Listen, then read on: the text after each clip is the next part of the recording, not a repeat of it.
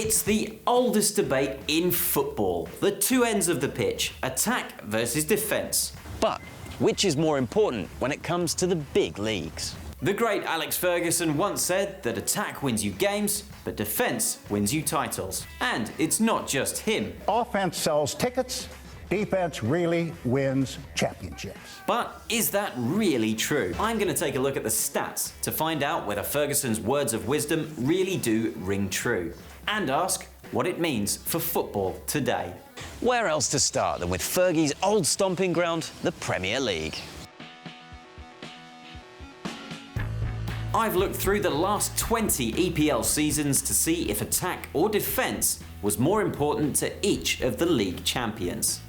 The numbers may surprise the former master.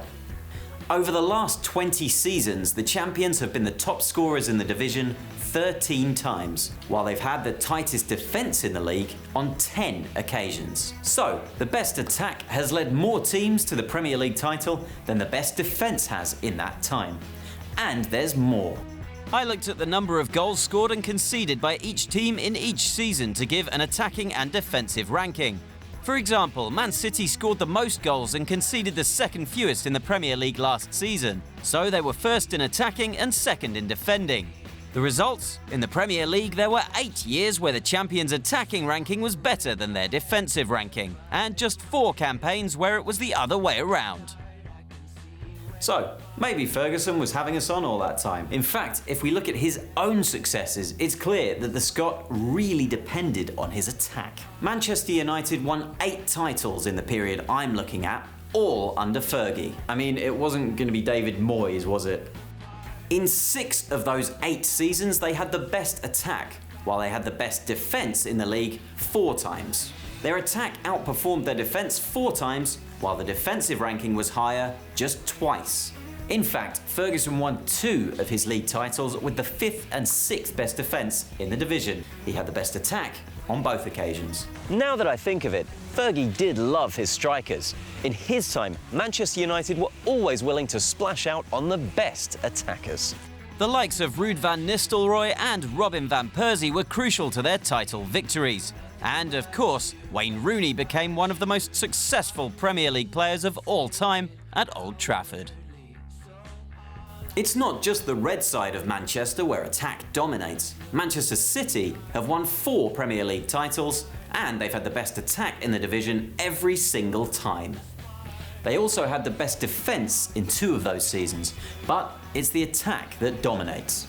But maybe this is just a Premier League thing. Maybe if we look abroad, the trend is reversed. Well, certainly not in Spain. That as long as you are not Lionel Messi, you have to work defensively.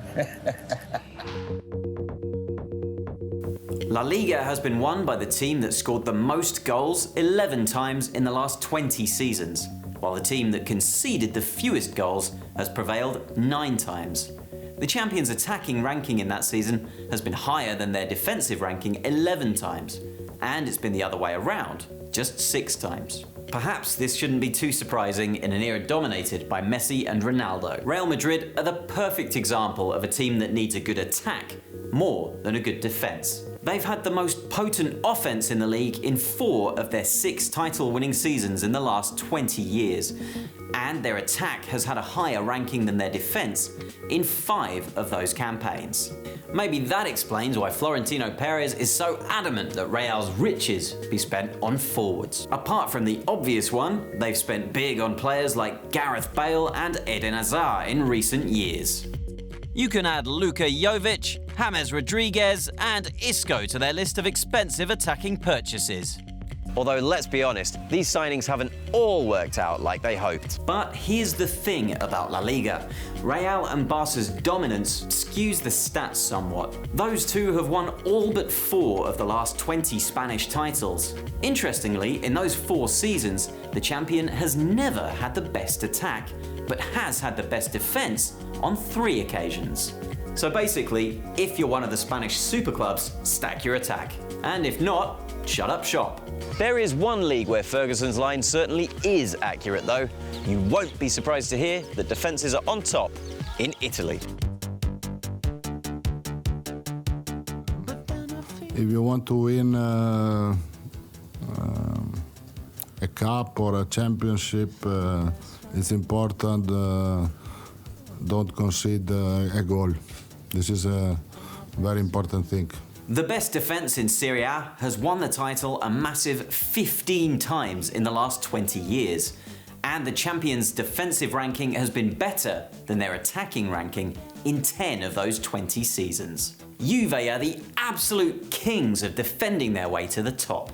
They've won 11 titles in that time and had the best defence in the league in every single one of those seasons. Their attacking ranking has never outperformed their defence, while the defensive ranking has been better on 6 occasions. It's hardly a shock that Italy is the outlier here. The country's love of defensive football stretches way back to the 1960s, when Inter dominated with Catenaccio, a strategy focused on ultra-solid defence.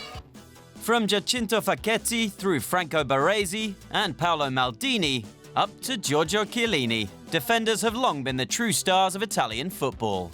But what can we take away from these numbers? Of course, being exceptional at either end of the pitch gives teams a huge advantage, but I could have said that without spending days looking through stats. What really stands out is how both attack and defence have to be functioning for most teams to win their league. Across the Premier League, Serie A and the Bundesliga, champions almost always rank in the top 3 for both most goals scored and fewest goals conceded. In 20 years, across those 3 leagues, there have only been 3 exceptions to that rule. And one of those was when Inter won Serie A after Juventus and Milan were both docked points over the Calciopoli scandal. Original champions Juve had the second best attack and the best defence. And just to back up that it's a matter of being good at both ends, we can take a look at the ultimate deciding factor. Apart from, actual points. Goal difference. Over the last 20 years in England, Spain, Germany and Italy, 64 out of 80 champions have had the best goal difference in the league. It makes sense, right? Goal difference is basically a sign of how well a team is functioning in attack and defence. If one is bringing down the other, it will almost certainly be clear in a team's goal difference, and that is the best indicator of league title success. There's one other thing to consider with goal difference, when after a long season the team simply can't be separated by points. Incredibly, that's happened 6 times in the history of the Bundesliga, and in those 6 seasons the winners conceded fewer goals than their direct rivals every single time. Like Bayern in the 99-2000 Bundesliga season. Leverkusen scored more goals than them, but Bayern's superior defence saw them claim the Meisterschale.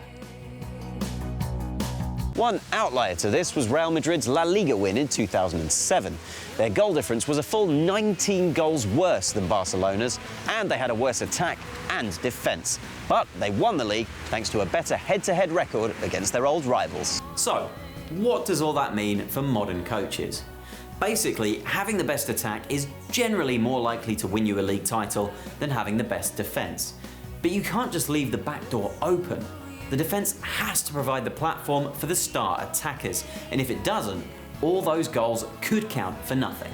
And I should know, I'm an Arsenal fan. This may be why we're seeing more and more clubs spending big money on big-name defenders. This summer saw several clubs go big on beefing up their back lines. Matthias de Ligt was arguably the hottest property of the transfer window, eventually moving to Juve. After looking at the numbers, we can see exactly why they were happy to splash the cash on another centre-back. Meanwhile in Manchester, clubs on both sides of town paid a king's ransom for defenders. City handed over a huge bundle of cash to upgrade their backup right-back from Danilo to João Cancelo. And United even left themselves short in attack to ensure they could revamp their defence with Harry Maguire and Aaron Wan-Bissaka. Then if we look to Germany, Bayern stumped up more than 100 million euros to add Lucas Hernandez and Benjamin Pavard to their squad. For a long time, defenders were undervalued in the transfer market, but that is not happening anymore. Of course, having the best of both worlds isn't just about who you buy, it's about how you set up too. Although some coaches do go to extremes when it comes to tactics, most of them are trying to at least make things work at both ends of the pitch. And there are 2 in particular who have found their own magic formula right now. I want to take a look at Jurgen Klopp and Pep Guardiola for a moment. They're both known for their attacking football, but in reality, their approaches focus just as much on defence. Let's start with Guardiola. His Man City side have torn up defences all over England in the last couple of years. But while they've broken records for the number of goals they've scored, they've also been phenomenal in defence. If you talk about City, it's always about how good they are football playing wise, but they are brilliant organised. They had the best defence in the league when Guardiola won his first title in England, and last season they conceded just 23 goals all year. The near-perfect record in both attack and defence is partly down to Guardiola's tactical brilliance. City keep the ball better than pretty much every other team. Combined with the talent of their expensively assembled squad, that means they create more opportunities than the rest. But it also means they seriously limit the number of chances their opponents have to score against them. The old adage that you can't score if you don't have the ball is particularly true with City. And this isn't a new phenomenon with Guardiola. His Barca and Bayern teams had the best defence in the country in all 6 of his title-winning seasons in Spain and Germany. It's about coming up with a system that not only gets the balance right between attack and defence, but actually maximises both. And Guardiola's not the only one. His current nemesis Jurgen Klopp has his own theory about how to get the best of both worlds. And right now, it's working pretty well. I think when we will have our central defenders the ball, Salah, Mane, Firmino, they're going to go to take this kind of ball, and of course with Van Dijk now their build-up will be better. Liverpool had the best defence in the Premier League last season, and they look to be carrying that fine defensive form through the current campaign as well. Gegenpressing is often seen as a buccaneering attacking strategy, and it absolutely does lead to some thrilling moments and plenty of goals. But pressuring opponents into mistakes in their own half doesn't just help create opportunities, it also keeps the ball away from your own danger zone. If the ball is in a team's defensive third, a lot of things can happen. A deflection or a misplaced pass can lead to chaos. By pressing the opposition high up the pitch, you massively reduce the chances of a freak occurrence leading to a goal. And if a team can't get out of their own half, there isn't much even the best attacking players can do. This is a strategy that asks a lot of the players. Stars like Mo Salah, Sadio Mane and Roberto Firmino can't simply point to their goals and assists. They have to work hard in service of the guys further back too. In this setup, when the other team has the ball, attacking players effectively become advanced defenders. Again, it's about maximising both. Of course, most coaches don't have the luxury of being able to pick so many talented and athletic players. The vast majority of coaches have to choose whether they'll prioritise attack or defence. For those guys, the numbers suggest generally that attack is a safer bet than defence when it comes to winning league titles. But as Klopp and Guardiola are showing, the future for the pinnacle of football is a strategy that does both.